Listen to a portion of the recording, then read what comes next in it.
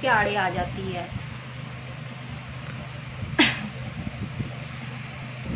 एक फिलोसफर ने कहा था कि मुझे एक बच्चा दो, जब वो 7 साल का हो जाएगा तो मैं उसे उसका भविष्य दिखा दूंगा। मतलब हमारे जीवन के शुरुआती 7 साल बहुत ही ज़्यादा इम्पॉर्टेंट होते हैं हमारे भविष्य के निर्माण के लिए।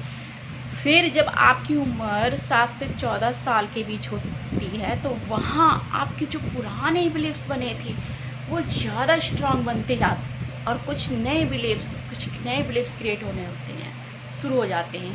इस दौरान आपका सबसे बड़ा रोल प्ले आपकी स्कूल लाइफ, आपका फ्रेंड सर्कल, आपके टीचर्स का होता है। आपके अंदर किसी भी बिलीफ की फॉर्मेशन में सबसे बड़ी चीज़ होती है ट्रस्ट और फैक्ट।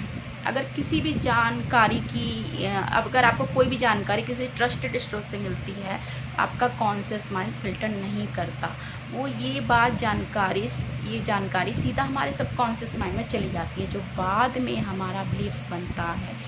और इस एज के दौरान हमारा ट्रस्टेड फोर्स होता है, हमारे ट्रस्टेड पेरेंट्स, हमारे ट्रस्टेड टीचर्स और हमारे गुड फ्रेंड्स। ये सभी तो उनके बिलीफ सिस्टम में ही जी रहे हैं कहीं ना कहीं। उनके जैसे बिलीफ्स होंगे वैसे ही आपके भी बिलीफ्स बनेंगे। और इसके अलावा अगर कोई आपको कोई भी जानकारी को फैक्ट के रूप में प्रोवाइड करे आपको, यानी कि कोई अपने ओपिनियन को भी एक फैक्ट के रूप में आपके सामने रखता है, तो वो भी आपका बिलीफ बन सकता है। मतलब कि इस उम्र के दौरान ऐसे हजारों लिमिटिंग बिलीफ्स हमारे अंदर बनते हैं जो हमारे इनबॉक्स में कैद करके रखते हैं, और इसी की वजह से हम उस इनबॉक्स के बाहर सोच ही नहीं पाते हैं, क्योंकि वो हमारे दिमाग की बाउंड्रीज बन गई हैं। इसका मतलब यही है कि आपके दिमाग में जानबूझकर कुछ सीमाएं रखी जाती हैं, लेकिन अगर आप उन सीमा के ऊपर परे सोचना शुरू कर देते हैं तो सोचो आप उस बॉक्स के बाहर, यानी कि उस मैट्रिक्स की दुनिया से बाहर निकल रहे हैं। मैं आपको इस बिलीफ सिस्टम का एक लाइव एग्जांपल देती हूँ। 1954 में ऐसा माना जाता था कि कोई भी इंसान 4 मिनट या उससे पहले 1500 मीटर की दौड़ को पूरा नहीं कर सकता, और ऐसा भी माना जाता था कि इतनी तेज भागने से इंसान का हार्ट फेल हो सकता है। लेकिन साल 1954 में लोगों के अंदर इस बिलीफ सिस्टम को तोड़ा रॉजर बैनिस्टर ने, जिन्होंने 4 मिनट से भी ज़्यादा कम समय में इस दौड़ को पूरा किया, कंप्लीट किया। लेकिन मज़ेदार बात ये थी कि उसके बाद 1 साल के अंदर ही 37 रनर ने इस रिकॉर्ड को बैक टू बैक तोड़ा। इस रिकॉर्ड को तोड़ना नामुमकिन था। उस रिकॉर्ड को उसने 1 ही साल में इतने लोगों ने तोड़ा।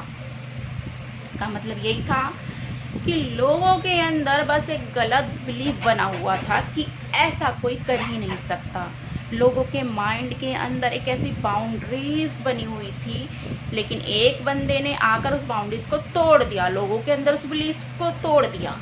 मतलब कि सारा खेल हमारे दिमाग के अंदर बने इस मैट्रिक्स का ही है, जो है हमारे बिलीफ सिस्टम। आप जितने भी बड़े बड़े महान लोगों को देखते हैं तो आप पाएंगे कि उन्होंने उस बॉक्स से बाहर निकलना चाहा ही नहीं। किसी ने उसको तोड़ने की क्षमता को जो है लिमिटलेस बना लिया है। आज से कुछ साल पहले इंसानों का हवा में उड़ना एक नामुमकिन चीज़ थी। मतलब कि कोई सोच भी नहीं सकता था कि इंसान हवा में उड़ भी सकता है। लेकिन जिसने भी इस चीज़ को सोचा होगा उसने आज ये साबित कर दिया कि इंसान सच में हवा में उड़ सकता है, और आज हजारों लोग रोज़ हवा में उड़ रहे हैं। और ऐसे कई लोग हैं कि उन्होंने इन बॉक्स से बाहर सोचकर दुनिया को बहुत कुछ दिया। मतलब उन्होंने अपने अंदर के इस मैट्रिक्स को तोड़ दिया, बिल्कुल बिलीफ सिस्टम को तोड़कर उन्होंने अपने इस नज़रिए को देखने का नज़रिया जो है दुनिया को बिल्कुल बदल दिया। जैसे हमारे अनुभव हैं, जैसे हमारे आसपास का एनवायरनमेंट है, उसी प्रकार से हमारे बिलीफ सिस्टम बनता है, और वही हमें इस दुनिया को दिखाता है। मैं आपको एक कहानी के माध्यम से समझाती हूँ। एक गांव में 6 अंधे रहते थे। अब इन 6 अंधों ने कभी भी हाथी को देखा नहीं था, उन्होंने सिर्फ हाथी के बारे में सुना था। एक बार गांव में हाथी आया तो उन्होंने तय किया कि वो हाथी को छू कर उसे महसूस कर कर कि बताएंगे कि वो आखिर हाथी होता कैसा है, वो ऐसा सोचेंगे। पहले बंदे ने हाथी को छुआ, उसने कहा हाथी ना इतना सांप की तरह होता है जो कि बहुत लंबा होता है। दूसरे अंधे आदमी ने हाथी के कान को छुआ और कहा हाथी तो पंखे की तरह होता है। तीसरे आदमी ने उसके पैर को छुआ और कहा कि अरे नहीं, हाथी तो एक पेड़ की तरह होता है, लंबा मजबूत। चौथे आदमी ने हाथी की साइड को छुआ और बोला कि हाथी तो एक दीवार की तरह होता है, बड़ा और मजबूत। पांचवें अंधे आदमी ने हाथी के दांत को छुआ और उसने बोला कि हाथी ना एक नुकीले हथियार की तरह होता है, एक भाले की तरह होता है। और फिर छठे आदमी ने जब छुआ तो उसने उसकी पूंछ को छुआ और उसने कहा कि तुम सभी पागल हो, हाथी तो एक लंबी रस्सी की तरह होता है। अब ये 6 अंधे किसी बात को लेकर बहस करने लगे, इसी बात को लेकर। तभी साइड में से एक समझदार आदमी जा रहा था जो अंधा नहीं था, और उसने इन 6 अंधों को आके पूछा कि आप लोग किस चीज़ की बहस कर रहे हैं। तो सभी अंधे लोगों ने हाथी को लेकर अपने अपने ओपिनियन उनको दिए। तो उस समझदार व्यक्ति मुस्कुराते हुए बोला कि तुम सभी अपनी अपनी जगह पे सही हो, हाथी बिल्कुल वैसा ही है जैसा आप सभी ने बताया, लेकिन आपने हाथी के सिर्फ एक हिस्से को छुआ और उसे ही पूरा हाथी समझ लिया। अभी ये कहानी हमारे दुनिया को देखने के परसेप्शन को बताती है। हम सभी उन 6 अंधे लोगों की तरह हैं और हाथी है वो पूरी दुनिया, लेकिन हम सभी हमारे अनुभवों, हमारी फीलिंग्स, हमारे बिलीफ्स के अकॉर्डिंग ही इस दुनिया को देखते हैं, जो कि वो दुनिया का सिर्फ एक साइड ही है, दूसरी साइड तो हम देख ही नहीं पाते हैं। दुनिया की असली सच्चाई को हम देख ही नहीं पाते हो, तो उसी को पता है जो अंधा नहीं है। मतलब कि इस दुनिया को हम वैसे नहीं देखते जैसी वो है, हम दुनिया को वैसे देखते हैं जैसा हम खुद हैं, और हम खुद कैसे हैं वो तय होता है हमारे बिलीफ्स पर, हमारे बिलीफ सिस्टम्स पर।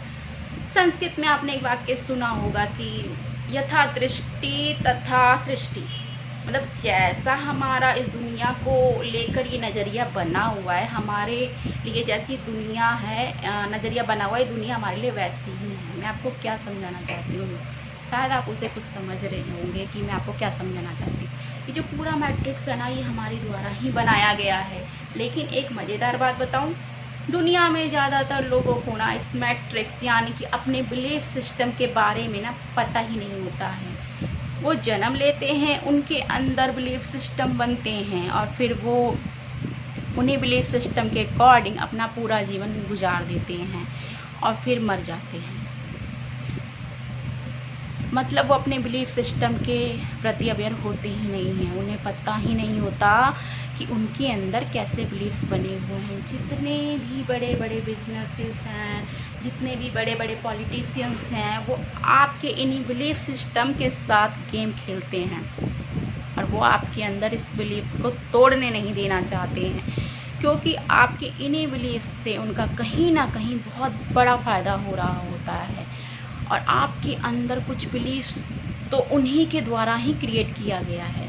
लेकिन अभी आप इस वीडियो को यहाँ तक देख रहे हैं और इसके बारे में आपको थोड़ा बहुत भी अगर समझ आया है, तो इसका मतलब आप अपने बिलीफ सिस्टम यानी कि अपने इस इनर मैट्रिक्स को लेकर अवेयर हो रहे हैं। लेकिन अब सवाल ये है कि आखिर हम अपने अंदर इस बिलीफ सिस्टम को, बने मैट्रिक्स को यानी कि लिमिटिंग बिलीफ सिस्टम को तोड़ें कैसे। बचपन से हमारे अंदर जो बिलीव्स के बीज बोए गए हैं, वो बीज आज बढ़कर एक पूरा पेड़ बन चुके हैं। अगर बचपन में ही आपको बार बार ये कहा जाए कि तुमसे कुछ नहीं होगा और तुम एक कमज़ोर इंसान हो, तो ये ना एक बीज के रूप में आपके अवचेतन मन के अंदर चला जाएगा और वो आपका बिलीफ बनेगा। फिर आपके द्वारा किए जाने वाले जितने भी छोटे छोटे असफल काम हुए हैं ना, उन्हें ये एक सबूत के तौर पर इकट्ठा करने लगेगा माइंड। मतलब कि आपसे छोटी सी गलती भी होती है तो उसे आपका बिलीफ एक बड़ी चीज़ के तौर पर आपको दिखाएगा। मतलब आपको ये मानने पर मजबूर करेगा कि आप एक कमज़ोर इंसान हो। मतलब आप इस पेड़ को इन सब सबूतों के साथ रोज़ पानी दे रहे हो, जिससे वो और मजबूत होते जा रहा है।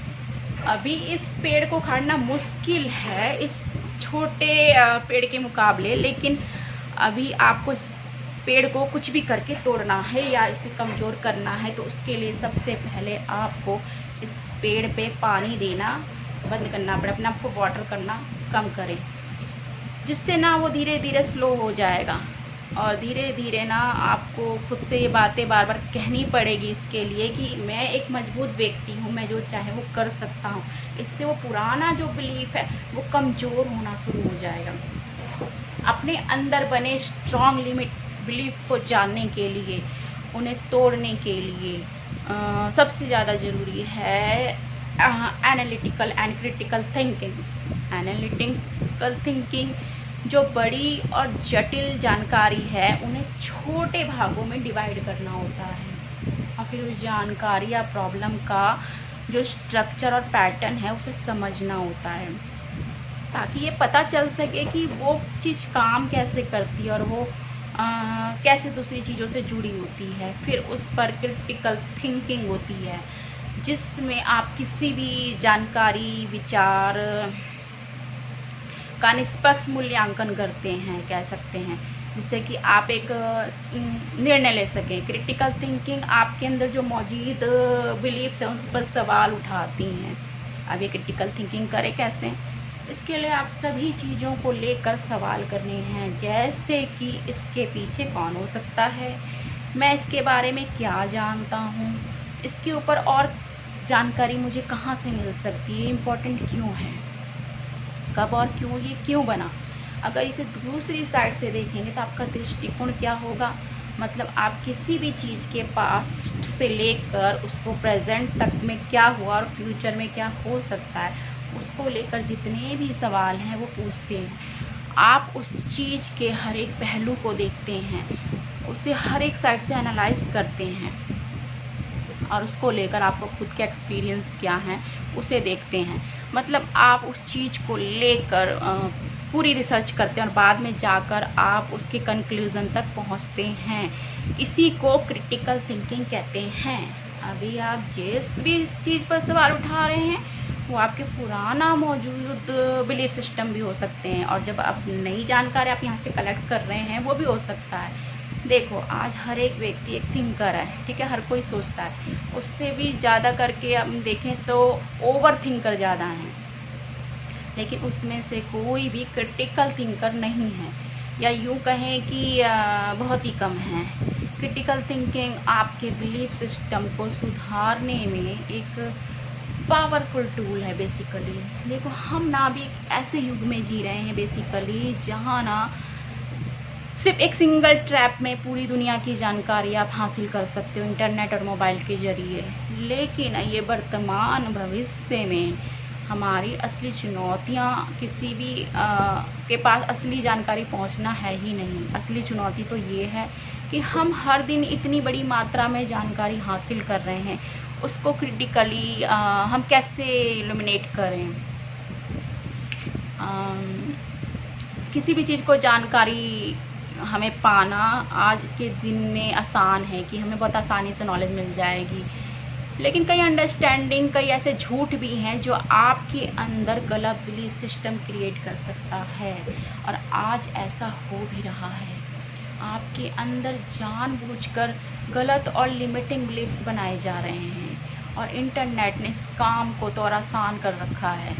इंटरनेट की इस आज़ादी में ना जानकारी को हासिल करना कोई बड़ी बात नहीं है, वो तो आज हर कोई कर सकता है। लेकिन उस जानकारी को लेकर क्रिटिकल थिंकिंग, यानी कि उस जानकारी को लेकर मतलब क्या वो जानकारी सच में आपके लिए मायने रखती हैं, उसका आपके ऊपर क्या असर हो सकता है, ये जानना ही सबसे बड़ा चैलेंज है।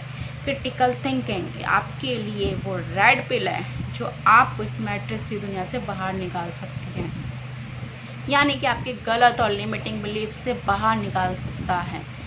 तो इस रेड पिल का आप रोज़ सेवन करना शुरू कर दें, क्योंकि ना वही ना आपको इस दुनिया की रियलिटी के साथ जीने देगा। आई होप कि मैं जिस मैट्रिक्स को समझाना चाहती हूँ वो आप समझ गए होंगे, और अगर आप इस मैट्रिक्स को स्केप कर लिया तो समझ लिया आपने इस दुनिया को जीत लिया। आप खुद ही आपकी रियलिटी के क्रिएटर हैं बेसिकली। तो जस्ट इसके अपोजिट मैट्रिक्स में जाएं और अपनी just create your own reality. I mean to say only this. Thank you so much. फिर मिलते हैं हम दूसरी वीडियो में, थोड़ा सा और डिटेल में समझाऊंगी, अभी मेरे पास टाइम नहीं है। ठीक है, ओके। तो आप इस मैट्रिक्स की दुनिया से बाहर निकलिए, ठीक है, अपनी बनाई उस माया जाल की दुनिया से जो खुद आपने क्रिएट कर रखी है ना, इससे थोड़ा बाहर निकलने की कोशिश करिए और पॉजिटिव रहिए हमेशा। फिर देखिए आपकी लाइफ कैसे चेंज होती है। Thank you so much. Radhe Radhe, धन्यवाद, थैंक यू।